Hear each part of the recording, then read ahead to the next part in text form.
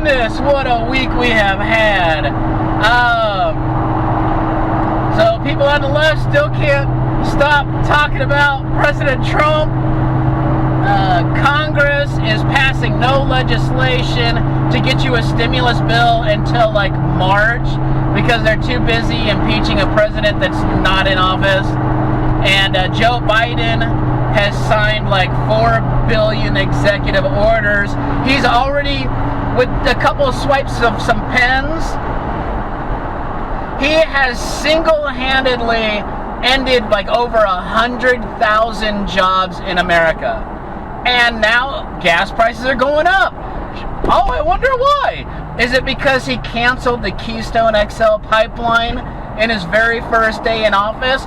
Now you might be thinking to yourself, why on earth would Joe Biden want to cancel a Keystone Pipeline that destroys 60,000 jobs? Could it be because Hunter Biden and him have interests with Burisma in the Ukraine with foreign oil, and that they can, that they have all these connections with Chinese energy companies? They don't want us to get oil from, one of our closest allies, Canada. So, for those of you that don't know what the Keystone XL Pipeline really is, what it is, like, Canada has like the 3rd largest oil reserves in the world. So we're buying a couple $100 billion worth of oil from them every year.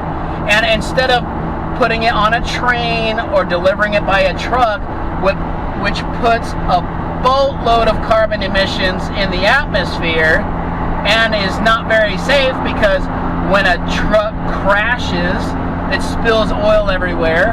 Or I guess they could do it by ship too, but we all know how that worked with, like, Exxon Valdez, and anytime an oil tanker goes down. I know Exxon Valdez a long time ago. There have been a couple other oilers that sank since then, big ass oil spills. There was one in the Gulf not too long ago.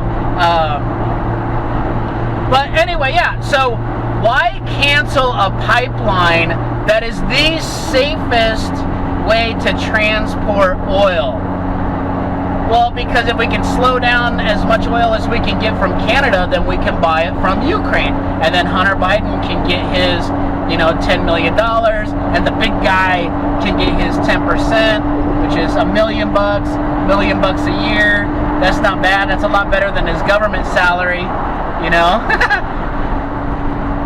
And if any of you had any delusion that these people aren't all on the same side, just look at what happened with GameStop this week. So you have Democrats and Republicans saying, hey, you peasants aren't allowed to drive up the price of stocks when we're trying to short them. That's everything that's been going on in the news. So it's like watching the WWE, or what I call the WWF, because I remember when it was the WWF. You have the good guys and the bad guys, no matter whose side you're on. It's Hulk Hogan against Andre the Giant. At the end of the day, they're both on the same team. It's entertainment, basically. They want to keep you entertained and distracted more than anything else. It's like, hey, everybody, look over here, we hate each other. Meanwhile, they're all making backroom deals with these overseas energy companies to make money. Look, you guys had it. You guys are like Rain Man. When Tom Cruise is on the porch, he was going to get you in there so you could watch some Wapner, and then you had to go and blow it by acting a fool. You act weird, we don't get in. You listen to me? Yeah. I want you to look normal. As normal as possible, all right? Look, just put your hands down. Don't rock and moan. 4 minutes to Just Wapner. shut up, Raymond. Just shut up and stand there. Yeah.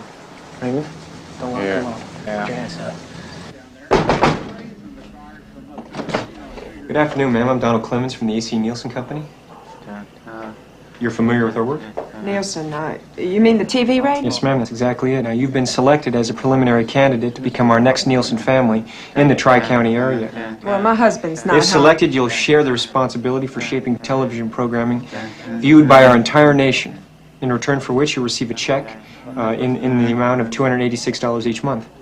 Who's he? That would be my partner, Mr. Bainbridge, who does sample.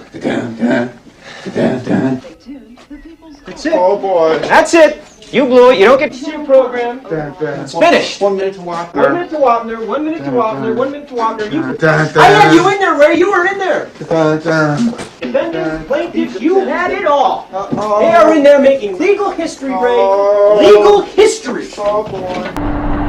You know, with Trump, we had record high unemployment. We had the lowest gas prices in like 20 years. And now, just since Biden canceled the Keystone Pipeline, I don't know if that has anything to do with it. I filled up last time at $2.89.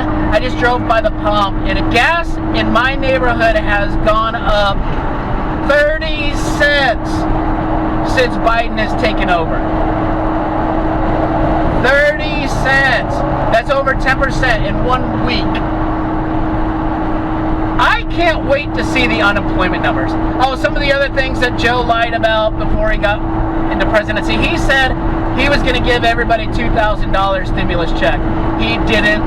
Instead, he was like, well, no, it's only going to be $1,400 because Trump already gave you $600. It's like, well, that's not what you said. You didn't say I'm going to give you guys an extra $1,400 so that coupled with the $600 is going to make $2,000, and then you have to wait until March to get it. You didn't say any of that. What else did he lie about?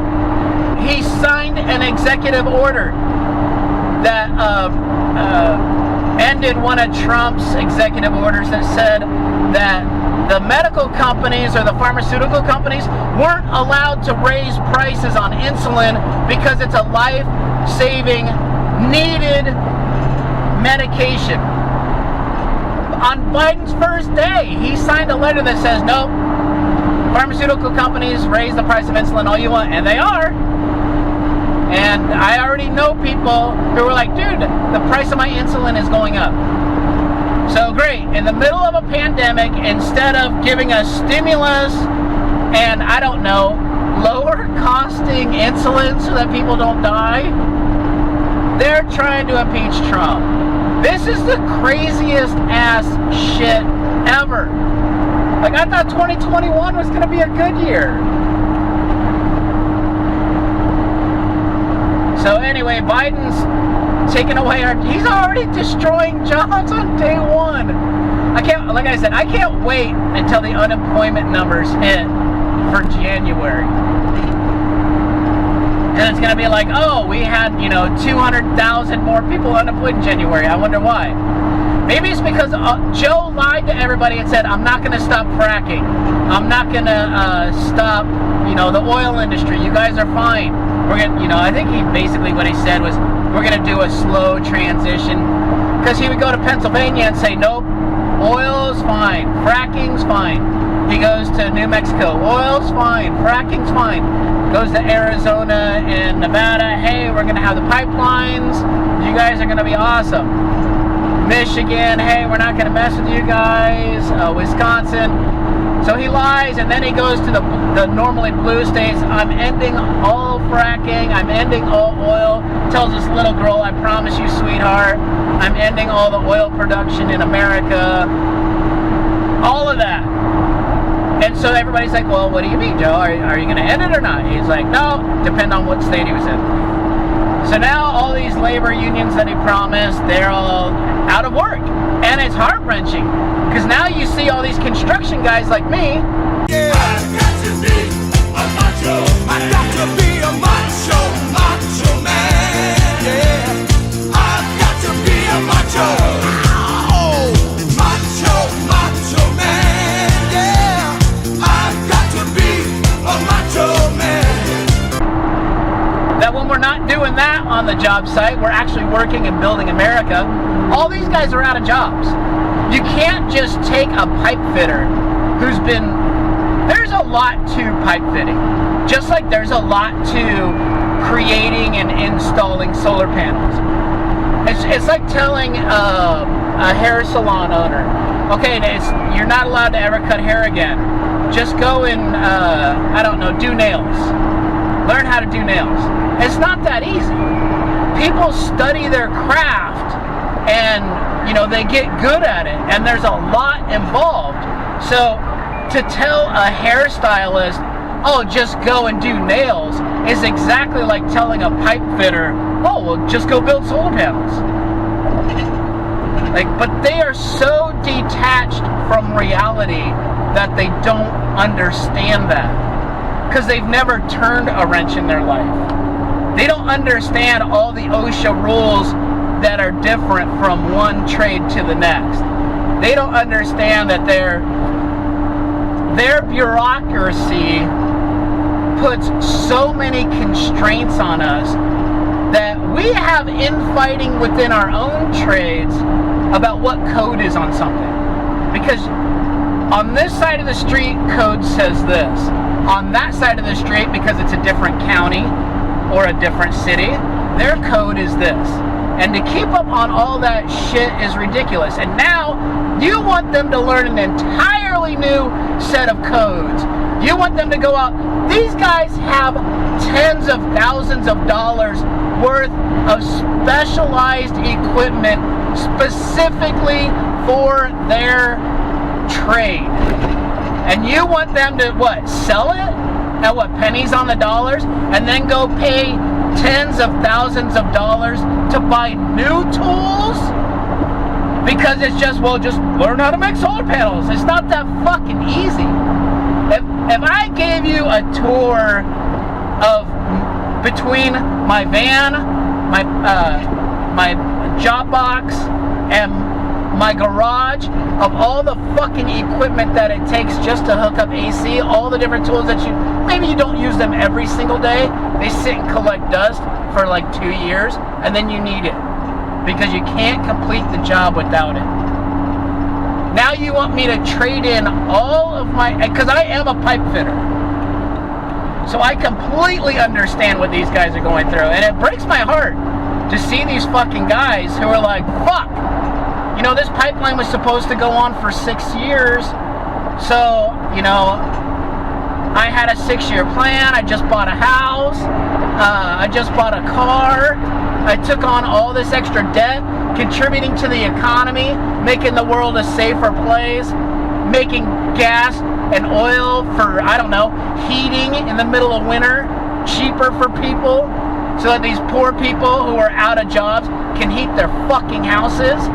You want to cancel that pipeline and then tell me, just go learn to make solar panels. But the absolute tone deafness of this tweet is immeasurable. There is a serious backlash going on. A wake-up call, so to speak. Specifically from union workers and just more blue-collar Americans, regular, everyday workers, people who put in blood, sweat, and tears to move the country forward to make sure that people have food on their table, infrastructure is there, that of course the city elite take for granted. But those people are starting to wake up. As Joe Biden celebrates his 1 week down, those affected by the tens of thousands of jobs that he killed with the stroke of a pen are singing a different tune. Check out this right over here. Well,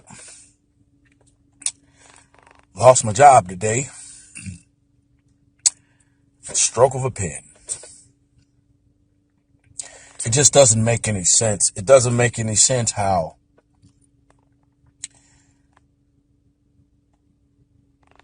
at the stroke of a pen, me, my buddies, all of us, we lost our jobs. I just bought this car. I had a 6-year payment plan on it. So I'm probably going to have to sell the car. And then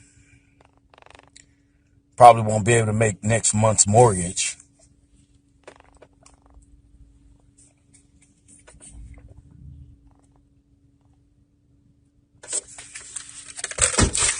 Just doesn't make any sense. It doesn't make any sense. I'm so livid. There are like 50 other things that Biden fucked up in the past 10 days, but I'm so upset for these fucking pipe fitters. I can't stand it. So, anyway, my heart goes out to you guys. Hope y'all find new jobs before you have to get foreclosed on, lose your house, lose your car, you know, but Anyway, thanks for watching, guys. I'll see you next time. Bye.